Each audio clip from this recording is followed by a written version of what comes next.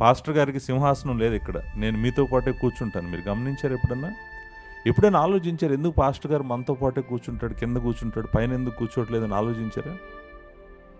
ఎందుకు కూర్చున్నా తెలుసా? నేను మీలో ఒకడిని. నాకు వాక్యం చెప్పే గిఫ్ట్ ఇచ్చాడు, ఇంకొకరికి మ్యూజిక్ ప్లే చేసే గిఫ్ట్ ఇచ్చాడు. నేను ఒక అవయవంలో, నేను శరీరంలో నేను ఒక అవయవాన్ని, వాళ్ళొక అవయవం. నేను వాళ్ళకన్నా గొప్పవాడినా?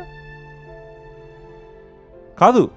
ఆన్సర్, నేను ఎప్పుడు మీతో పాటు ఎందుకు కూర్చుంటానంటే, మీరు ఎక్కడ కూర్చుంటారో నేను కూడా అక్కడే ఎందుకు కూర్చుంటానంటే, నేను చెప్పాలనుకున్న పాయింట్ ఏంటంటే, నేను మీలో ఒకడిని. నాకే ప్రత్యేకత లేదు, నాకే ప్రత్యేకత లేదు, నేను మీలో ఒకడిని. కాకపోతే ఈ శరీరానికి నన్ను దేవుడు నోరుగా ఉంచాడు అంతే.